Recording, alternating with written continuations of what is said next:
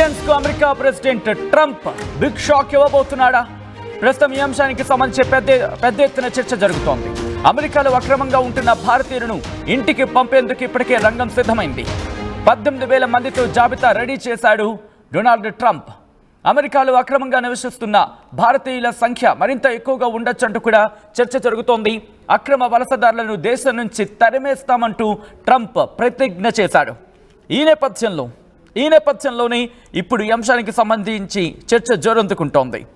మరి ముఖ్యంగా నిన్న ట్రంప్ ప్రమాణ స్వీకారం చేసిన సందర్భంలో కూడా ఇదే అంశానికి సంబంధించి ట్రంప్ చెప్పుకొచ్చాడంటే అర్థం చేసుకోవచ్చు.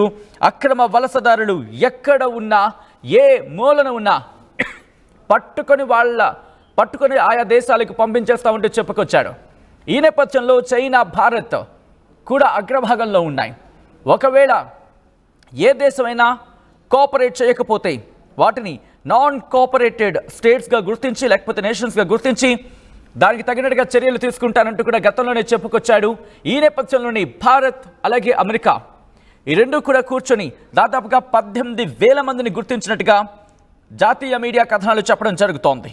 ఎందుకంటే ఒకరు కాదు, ఇద్దరు కాదు, ఏకంగా 18,000 మందిని గుర్తించామని తెలుస్తోంది. ఇక్కడ ఇంట్రెస్టింగ్గా 3వ వంతు, ఇన్ఫ్యాక్ట్ 3% కింద చెప్పుకోవచ్చు. అక్కడ అక్రమ వలసదారుని గుర్తించిన నేపథ్యంలో 3% మంది భారతీయులే ఉన్నారట. ఇది అక్కడ లెక్కలు చెబుతున్న మాట. మరీ ముఖ్యంగా 2 కంట్రీస్కి సంబంధించి 2 దేశాలు కూడా 18,000 మంది అక్రమ భారత వలసదారులను, భారతీయులను అక్రమంగా అక్కడికి వెళ్ళిన వలసదారులను గుర్తించినట్టుగా తెలుస్తోంది.